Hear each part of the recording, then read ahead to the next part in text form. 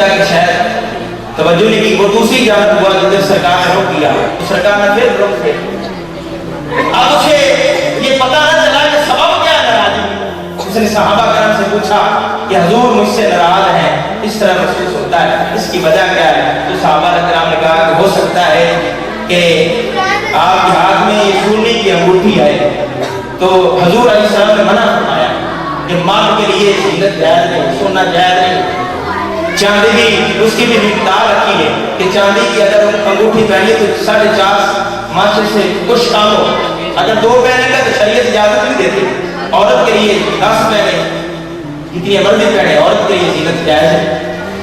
قربان جائے جب اسے پتا چلا تو اس نے استری کی انگوٹھی اتاری، میرے محبوب علیہ السلام کی خدمت میں پیش کی۔ حضور یہ ناراضی کا سبب ہے، میرے محبوب علیہ السلام اس طرح پکڑی اور پھینک سرکار مدینہ صلی اللہ علیہ وسلم کچھ دیر گفتگو فرماتے رہے۔ جب میرے محبوب علیہ السلام اٹھے اپنا حجرہ مبارک میں تشریف لے گئے، اب صحابہ کرام نے کہا جب وہ غلام جانے لگا یار یہ قیمتی ہے، حضور نے آپ کو منع فرمایا ہے، آپ کی بیوی کے لیے جائز ہے، اسے اٹھا لو۔ سنیے اس کا جواب، اور کہنے لگا کہ حضور کو جو پسند نہیں ہے، جو حضور نے پھینک دی وہ کبھی نہیں اٹھاؤں۔ اسی طریقے میرے محبوب علیہ السلام کا گزر ہوا تو میرے محبوب علیہ السلام نے دیکھا کہ ایک مکان ہے جو گنبد نما ہے، تو سرکار مدینہ صلی اللہ علیہ وسلم نے فرمایا کس صحابی کا ہے؟ کسی نے کہا کہ انصاری کا ہے۔ سرکار مدینہ صلی اللہ علیہ وسلم کا پھر گزر ہوا 2-3 دن کے بعد جب حضور علیہ السلام کا دوبارہ گزر ہوا، اس صحابی کو کسی نے کہا کہ حضور ادھر سے گزرے ہیں اور حضور نے شاید تیرا مکان پسند نہیں فرمایا، اس نے کرا دیا۔